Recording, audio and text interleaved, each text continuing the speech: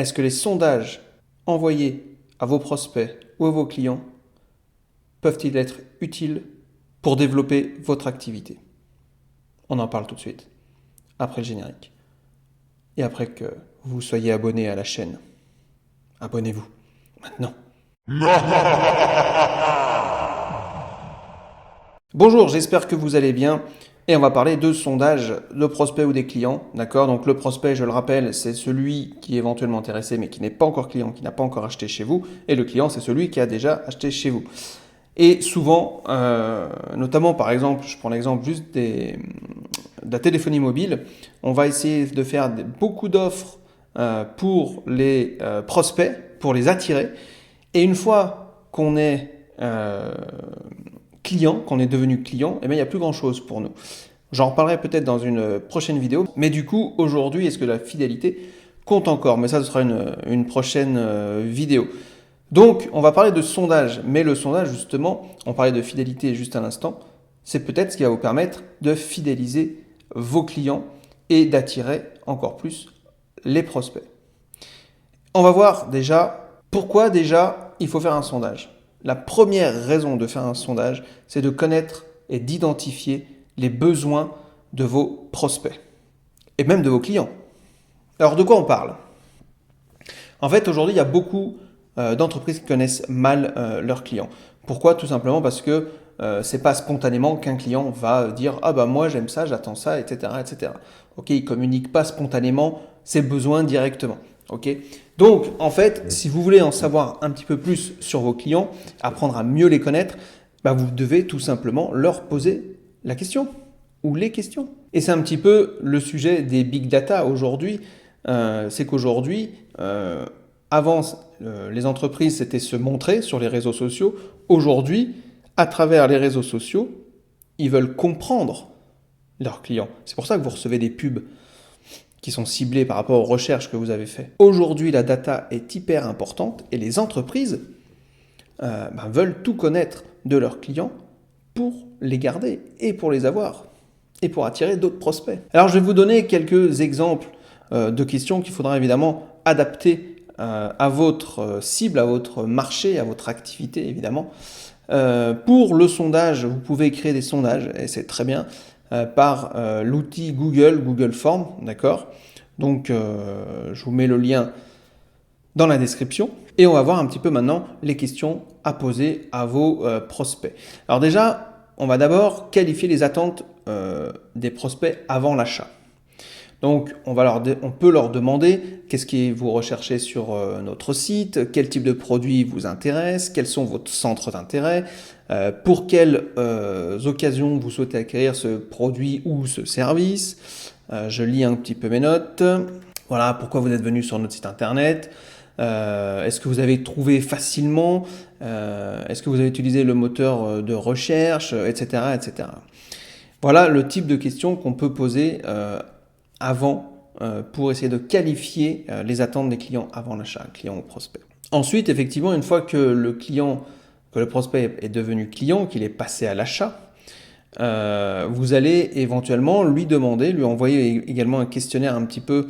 Alors, c'est pas vraiment le questionnaire de satisfaction qui pourrait venir après, mais voilà, pourquoi vous avez choisi? Qu'est-ce qui fait que vous avez acheté ce produit? D'accord? Est-ce que le processus de commande était simple? Est-ce que c'était facile pour vous de le faire?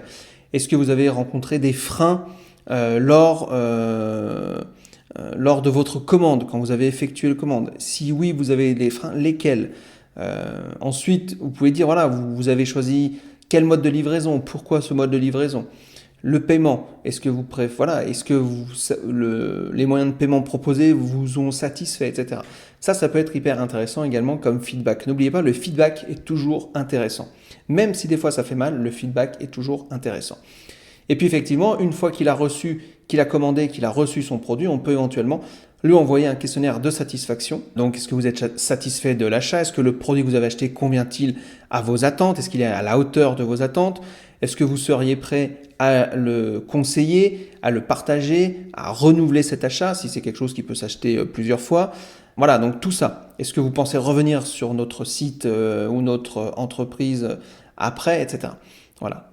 Ça, une fois que vous avez un petit peu englobé tout ce genre de questions, vous pouvez avoir un petit peu une idée des besoins de vos prospects. Évidemment, il faut avoir au préalable ciblé, d'accord, votre clientèle. Si je prends mon exemple personnel, par exemple pour le développement de mon organisme de formation, donc qui est tout récent, Helweb, au départ j'avais lancé des formations, alors j'avais fait un petit peu des sondages, mais auprès, on va dire, de mes proches, et je me suis aperçu qu'il y avait quand même un décalage entre ce qu'attendaient réellement mes stagiaires et l'offre que je proposais. Du coup, j'ai fait un sondage.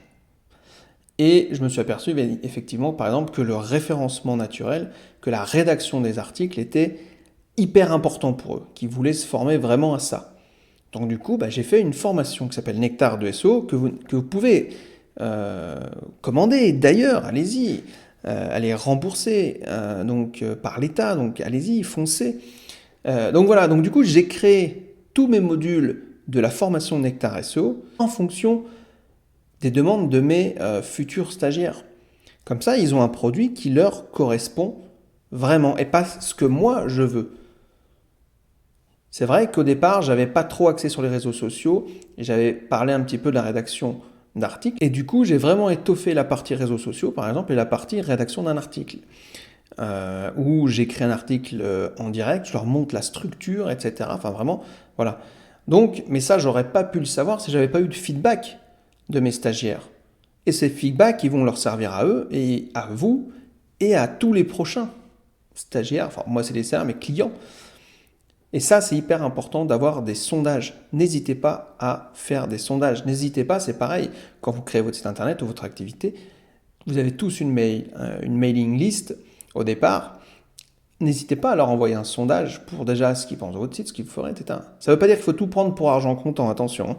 Mais à partir du moment où on parle de prospects de clients, là, il va falloir tenir compte de leur avis. Et je finirai sur un dernier cas que j'avais fait de sondage quand j'étais en consulting pour une entreprise. Voilà, on avait tout refait leur site internet, on avait tout créé, la e-boutique, on avait fait un processus de commande. C'était pas facile parce que c'était des produits un peu particuliers, qui avaient des options particulières. Voilà, donc il fallait voir si le processus de commande était bon, s'il était optimisé, si c'était suffisamment simple pour le novice de l'ordinateur.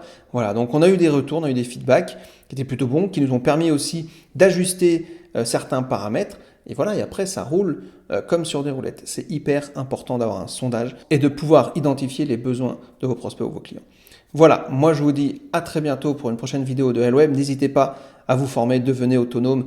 Ça va être très important dans les années à venir, autonome pour savoir gérer son site internet, pour savoir gérer son référencement sans à chaque fois être dépendant ou tributaire d'un prestataire. Voilà un petit peu ce que j'avais à dire sur les sondages, donc n'hésitez pas à en faire. Et moi je vous dis à très bientôt pour une prochaine vidéo de Helweb. Ciao.